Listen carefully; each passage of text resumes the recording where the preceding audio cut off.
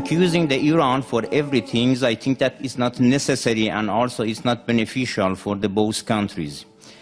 I think that when we say that Al-Qaeda has relation with Iran is completely a joke. We do not forget, and everybody do not forget, that bin Laden is a Saudi citizen and has a strong political and economic relations with inside of the Saudi. I think that everybody does not forget that from the 19 people of the people that committed the 11th September, 15 people of that 19 was the Saudi citizens. So it seems that, and also now in this room, I think that many people also knows that which country or which countries has supported the Daesh for many years. Just I would like to mention that the thing that Minister mentioned here is completely against and opposite to the policy of the European Union leaders and even United States that does have relations with Iran regarding especially the recent cases of the nuclear negotiation. And also there's some kind of the relations that also Iran has with other regional countries shows that Iran also has some kind of the logical policy. Inviting Iran to present in the coalitions that for the things that for the solving the problem in Syria shows that Iran is a main partner for the solving the problem in the Syria. That's all. Now on the third issue, the Honorable Consul General from Iran, I didn't say anything that was not based in fact. Doesn't the Iranian constitution say export the revolution? Doesn't the constitution say take care of the Shia, the dispossessed, as you call them? Didn't Iran create Hezbollah? Didn't Iran attack more than a dozen embassies inside Iran in violation of all international laws? We didn't attack them. Iran did. Didn't Iran manage, plan, and execute the 1996 attack in Khobar Towers against the American Marines? Yes, they did. The control officer was Brigadier General Sharifi. You're a military attaché in Bahrain. The bomb maker was Hezbollah. The explosives came from the Bekaa Valley.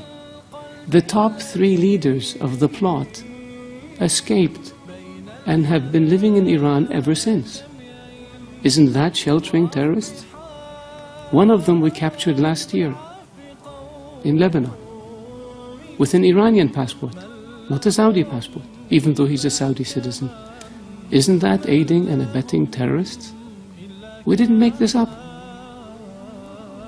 When the explosions in Riyadh happened in 2003, Saif al-Adl was in Iran along with Saad bin Laden, the chief propaganda person for Al-Qaeda, and 4 or 5 other people, senior leaders. Iran harbored them and protected them. We asked for them to be extradited. It was refused. Some of them are still in Iran. We didn't invent this. This is the fact. The order to blow up 3 housing compounds in Riyadh in 2003 was made by Saif al-Adl, the chief of Al-Qaeda operations, while he was in Iran. We have the phone conversation on tape. We didn't make this up. Ronald Reagan used to say that facts are stubborn things. They are stubborn because we can't get around the fact. Hezbollah is a terrorist organization. Attacking embassies is very clear. They don't just blow themselves up. Somebody does it. Killing diplomats. Diplomats don't commit suicide by shooting themselves 3 times.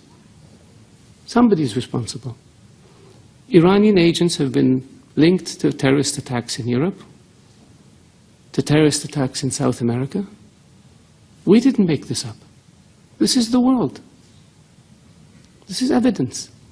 And so, yes, we wish and hope that Iran, a great nation, can be a great neighbor to us. But it takes 2 to tango.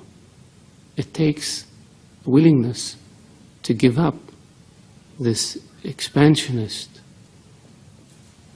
aggressive policies and return to international norms and behaviors if you want people to deal with you. And our hand is extended to Iran, and has been for 35 years.